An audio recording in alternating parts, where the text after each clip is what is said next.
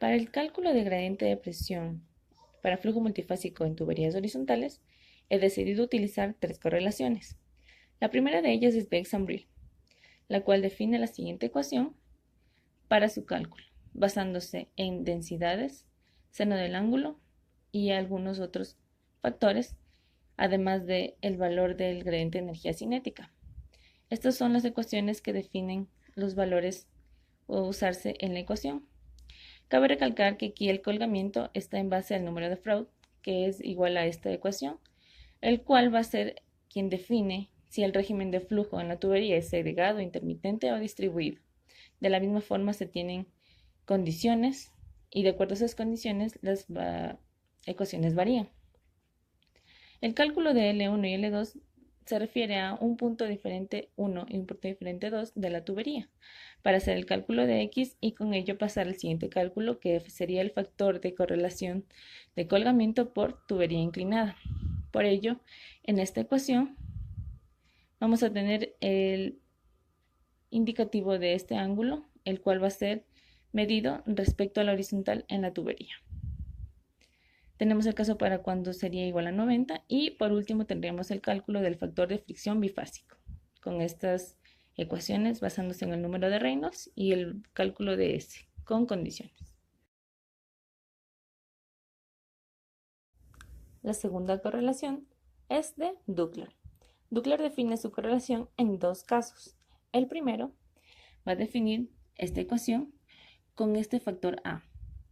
Después de hacer cálculos en base a sus pesos molares, en el cual se define de esta forma, vamos a tener el cálculo de este factor en función de TP para luego tener el cálculo de la variable A mediante esta ecuación.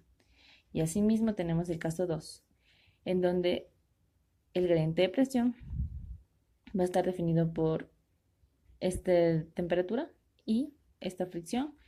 Además se añade el gradiente de energía cinética. Así se hace el cálculo del gradiente de presión por fricción basándose en el factor de fricción de Douglas, que es esta ecuación. Luego se hace el cálculo de FNS basándose en el número de Reynolds. Y finalmente el HL o factor de entrampamiento del líquido se calcula mediante ensayo y error. Estos son los pasos a seguir y el cálculo del gradiente de energía cinética se define por esta fórmula.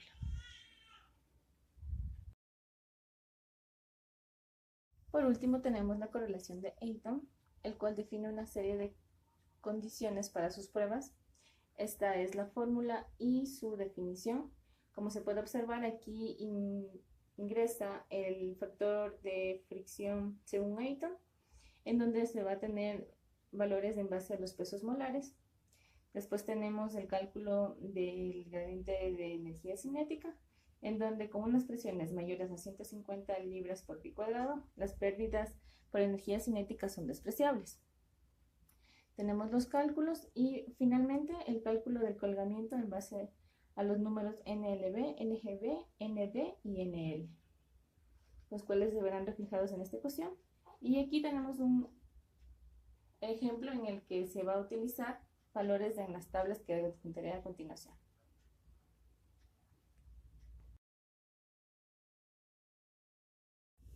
Para concluir, tomando en consideración las tres correlaciones analizadas, se puede decir que varían según los datos que se posean y las tablas a utilizar. Por ejemplo, en el caso de Ayton tenemos una serie de pruebas, una serie de tablas.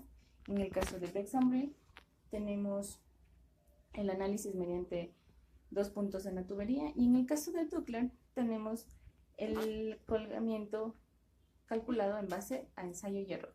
Estas son algunas de las condiciones que requiere cada correlación, pero todas podrían ser de utilidad para la solución de problemas.